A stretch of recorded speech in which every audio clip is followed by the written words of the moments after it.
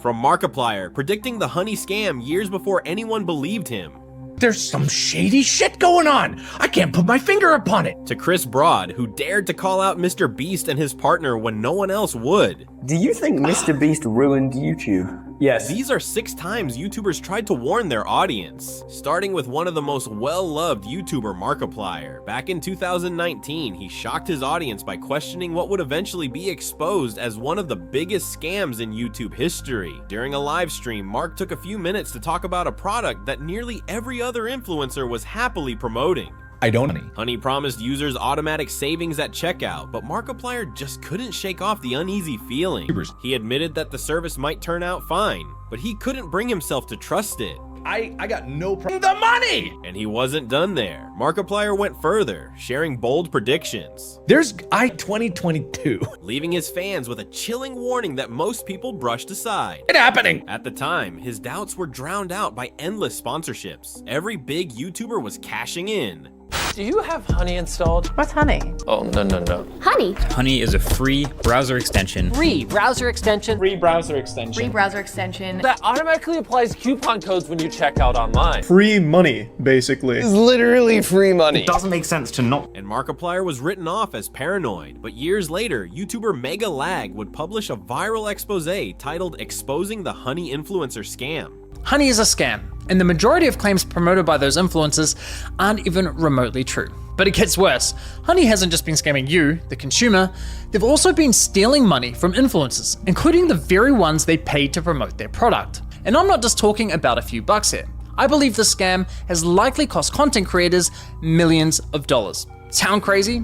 Well, I didn't believe it at first either, until I experienced it myself firsthand. In fact, I'm confident this might just be the biggest influencer scam of all time, which is insane considering Honey is owned and run by PayPal, who purchased this company for $4 billion. The truth? Honey was manipulating discounts. Users often got the worst possible deal, while creators unknowingly lost affiliate revenue. Once Mega Lag spoke up, other YouTubers joined in, including tech reviewer Marcus Brownlee, who gave credit to Mark for sounding the alarm years earlier. And there was a hilarious clip of Markiplier from like 4 years ago being very suspicious of them. With undeniable proof that he had been right all along, Markiplier returned to address his audience. This time, not as a paranoid influencer, but as the YouTuber who saw the scam coming from miles away.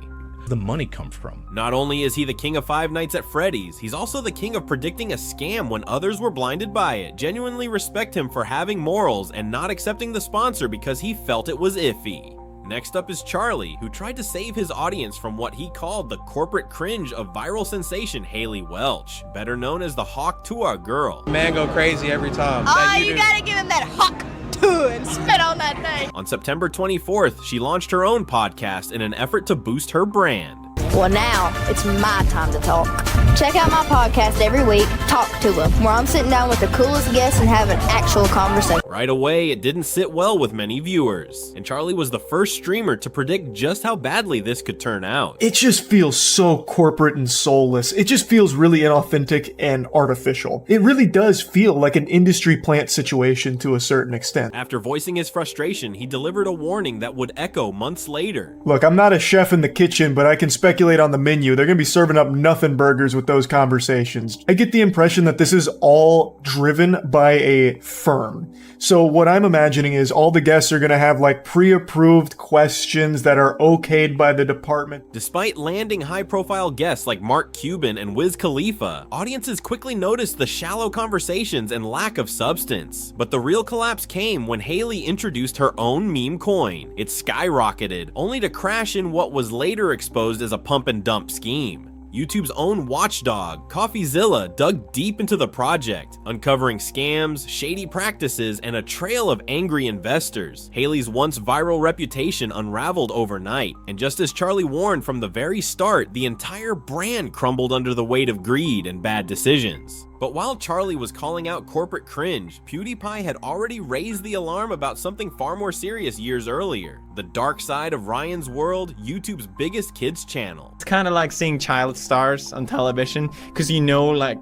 their parents are literally forcing them to do it, and it's just something sad about it. On January 3rd, 2017, Pewd sat down to react to an article about the rise of child YouTubers. What is this? 5-year-old threatens to dethrone YouTube king PewDiePie over my goddamn dead body. At first, it seemed like lighthearted commentary, but the more he watched Ryan's videos, the more concerned he became. He pointed out patterns of parental manipulation and how the entire channel felt more like a business than a family. Well, you hatch. See, she doesn't even let him finish. He was clearly about to say something there. Ever seen a video with 11 million views and 9,000 likes? Please direct me to that video, because it doesn't exist. And in true PewDiePie fashion, he capped it off with a funny skit that was disturbingly close to reality. Can you do it again, baby? But can you do it with more energy? More energy? Yeah, hey, here's a Red Bull, okay? Mommy needs some dollars, so you need to look happy. 8 years later, his words hit like prophecy. Ryan's channel faced widespread criticism for exploitation, with investigations exposing questionable business practices and growing concerns about the well-being of child influencers. PewDiePie's warning, once dismissed as overreaction, ended up being scarily accurate. And while PewDiePie was warning about the dangers of kids' channels, Jacksepticeye had his eyes on a much bigger YouTube giant, MrBeast. Do you think MrBeast ruined YouTube? Yes. During a lie detector challenge with Tommy in it, Jack was asked what he really thought about YouTube. Oh, Jack, would you say YouTube's changed for the worse? Yes. Without hesitation, he revealed his true feelings, and it wasn't what anyone expected. Do you like MrBeast? No. Truthfully. Jack. Oh! Do you think MrBeast ruined YouTube? Yes. Jack went on to explain his reasoning, warning that the future of MrBeast's content could be far darker than most fans realize. Why? Because it became more about views, money, and popularity than it did about having fun.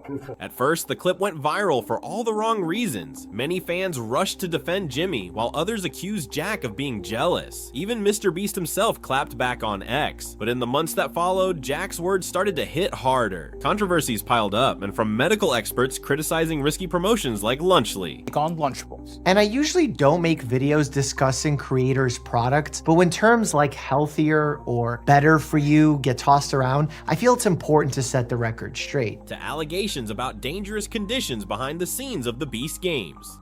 Over a dozen people who participated in the first installment of Beast games said that they had not received adequate food or medical care, and that some competitors had suffered injuries from the physical challenges. The internet began asking questions, and suddenly Jack's warning didn't sound so far-fetched. What seemed like a bold opinion turned into a chilling prediction that continues to haunt the conversation around MrBeast's empire. However, Jacksepticeye wasn't the only creator wary of MrBeast. British YouTuber Chris Broad also took aim at the world's biggest creator, this time for his close association with Logan Paul. Very strange. Like, how could MrBeast, a guy who is famed for being a genius, who mastered the algorithm, how could he not calculate that partnering with such a man would be anything other than a shit idea? Chris didn't hold back, calling out both Jimmy and Logan for leading YouTube down a dangerous path. And Logan wasn't spared either, as Chris issued a sharp warning about the impact of his influence on young audiences. And in the years since, the headlines surrounding this guy have continued to spell bad news. There's not been much in the way.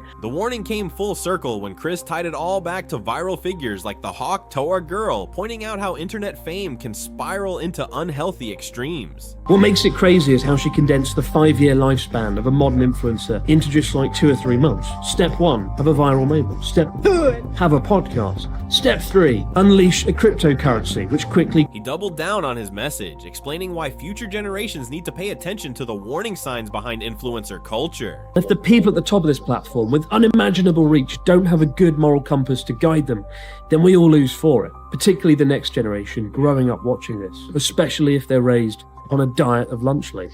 My message this Christmas is simple. Choose very carefully who you watch on YouTube. The video exploded, pulling in nearly 2 million views, and fans praised Chris for being one of the few creators willing to say what others were too afraid to admit. Much like others on this list, Ray William Johnson found himself in the middle of a high-stakes standoff with one of YouTube's biggest companies at the time, Maker Studios. In October 2012, Ray became the first major partner to quit the multi-channel network that had signed some of the the platform's biggest stars. I'm filming this episode from my apartment. Now, in the near future, Equals 3 will no longer be part of the Maker Studios network. Just 2 months later, he explained exactly why. The contract terms were shocking. Maker wanted 40% of his AdSense revenue after production costs, and even worse, 50% of the show's intellectual property in perpetuity. When Ray refused, things turned ugly. He claimed Maker executives became aggressive and even threatened to shut down his projects entirely. What followed was a months-long feud that played out publicly, with Maker's CEO Danny Zappin making his feelings clear after Ray's expose. But Ray's warning gained weight when other creators, including Shane Dawson, Philip DeFranco, and the Fine Brothers, admitted they had received similar texts from Zappin. Years later, Chris would echo the same frustrations after leaving Maker himself, uploading a rant that sounded all too familiar. Take up to 3 months to get one check from Maker. I guess they just folded the check into a paper airplane and threw it during a strong breeze and hoped it made it to me. I would send them a Skype message, hear nothing back for a week, send them another one, hear nothing back for another week, send them one more and they'd be like, oh sorry, I was eating dinner.